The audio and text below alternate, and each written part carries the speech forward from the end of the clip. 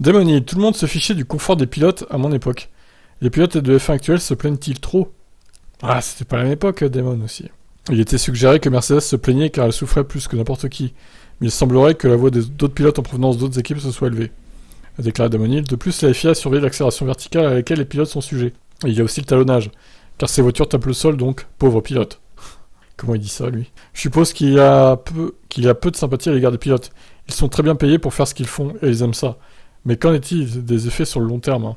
De la même manière qu'au rugby et d'autres sports, ils ont examiné comment le pilote ou l'athlète peut avoir des séquelles plus tard dans sa vie. Personne ne souhaite que les pilotes se blessent, donc la FIA prend ça très au sérieux et les inciteront d'autres mesures plus tard. Lewis disait qu'il aurait pu se cracher à plusieurs endroits à Bakou, et il est clair que nous tempérons toujours les propos d'un pilote. Vous vous demandez s'ils n'en font pas volontairement trop pour essayer d'en tirer davantage. Nous pouvons maintenant voir que les données sont enregistrées dans le cockpit, et la FIA peut voir si les pilotes disent la vérité ou non.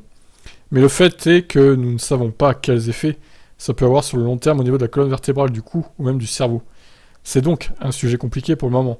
Mais il est certain qu'à notre époque, tout le monde s'en fichait. Ça ne faisait pas partie des préoccupations.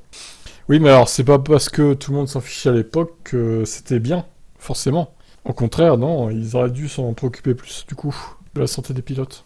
Même si à l'époque, il n'y avait pas ce talonnage, ce marsouinage qu'il y a maintenant, quoi. Il y avait d'autres problèmes, certes, mais bon. La première fois que les voitures à effet de sol furent introduites, les directeurs d'équipe disaient aux pilotes de s'asseoir sur leur portefeuille afin d'être installés plus confortablement. C'était donc la mentalité à l'époque. Oh la vache.